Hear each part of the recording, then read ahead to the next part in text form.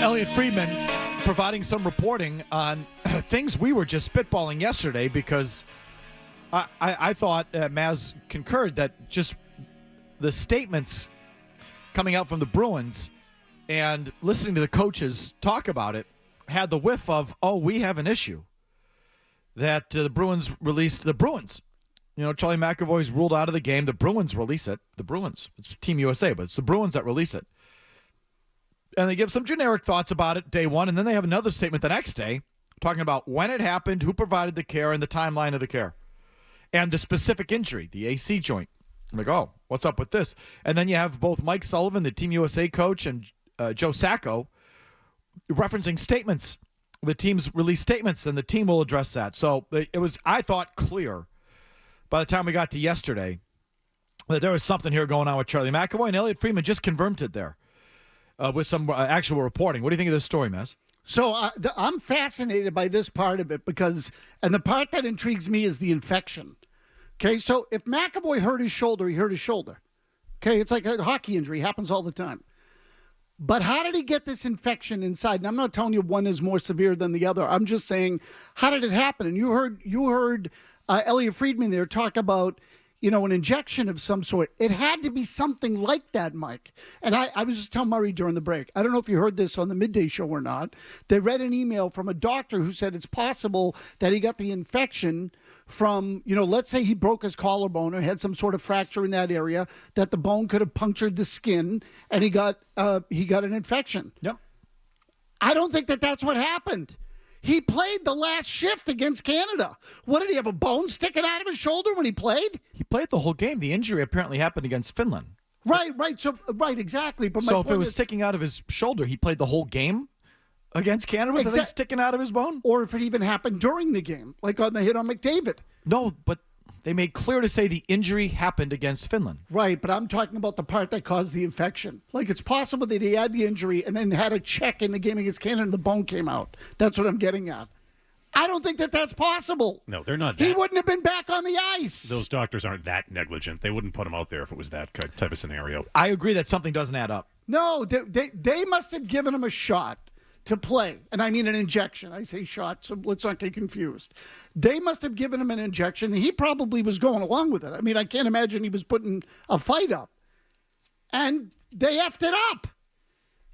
The only way you can get an infection like that is like you get infections when you get surgery, and you have to take care of the wound after surgery because of the risk of infection. There's got to be broken skin. There has to be some sort of penetration in that area. I felt this way yesterday. I made calls and asked about it today. You don't get an infection from a bruise. You don't. You got to somehow your skin gets punctured. Got a bad needle, a bad shot. Something like that. But the AC joint. So what? He has this, serious injury that the Bruins are claiming. And he suffered against Finland. Yet he went out and played that kind of game against Canada a couple nights later. Even if he's shot up, even if they've numbed it. That doesn't last all game, and you don't play like that with a serious shoulder injury. So something is not adding up on this one. So I think, if you're asking me my opinion, he hurt the thing initially in the Finland game. They shot him up, and he made it worse by playing against Canada. That would be my guess. He drilled McDavid. I mean, he drilled him. Yeah, it was a great hit. I mean, and so again, like, if you're already injured and you're throwing your weight around like that, what's going to happen? It's going to get worse. So who do we blame? It was the doctors, the USA team doctors, or the Minnesota Wild team doctors. According to Ty Anderson, there's a little bit of a history there with the Bruins and the Minnesota doctors. The Bruins weren't happy with Pat Maroon. Yeah, physicals done on Pat Maroon or something. I don't know the details. That's the first I heard of it. So I don't know.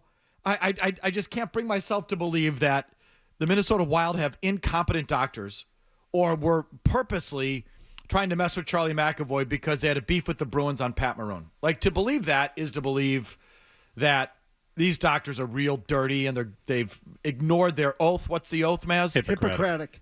Are we gonna believe that that's going on here? No, I don't think it was. I don't think it was malicious. No, they're probably not spiteful. They could be stupid. Yeah, could be that. I mean, that's how I look at it. Like, I hate to think that they have fully. I'm naive because We've certainly seen some bad medical decisions from team doctors across the board, starting here with the Celtics and all the way through. We've seen a lot of teams from the former Washington Redskins and RG3, and we've seen it. So there's no doubt that there's been some a lack of care for the well-being of athletes when it comes from team physicians. So that obviously exists. But is that what the Bruins think? No, I think the Bruins think that they were reckless or got caught up in it.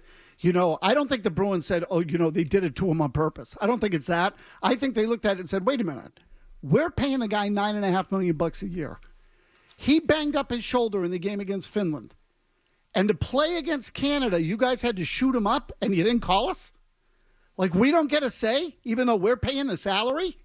Was someone going to let us know about this or not? Or did someone think to step in and say, Charlie, I know you want to play. We can't let you do it because you're actually the property of the Bruins. The layers on this one.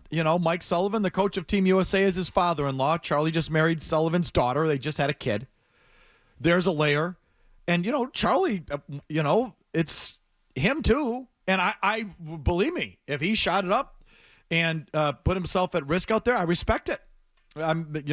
Seriously, good for you. But if it goes wrong, it's well, you can't turn around and blame the doctor when it's your body. You have those choices to make. And again, I would not begrudge him the choice that he made. These games are important to them. That's why they're so great. So, but I find it hard to believe that was a serious shoulder injury that he played on against. That's the part that doesn't add up to me. Whether it's shot up or not, there's only so much Novocaine you can take that lasts, or whatever numbing agent they're using, lidocaine, Novocaine, whatever. You can also take a handful of Percocets before puck drop. If you got a broken shoulder, you're not going to play with that. No, I agree. That's why I think it got worse in that game.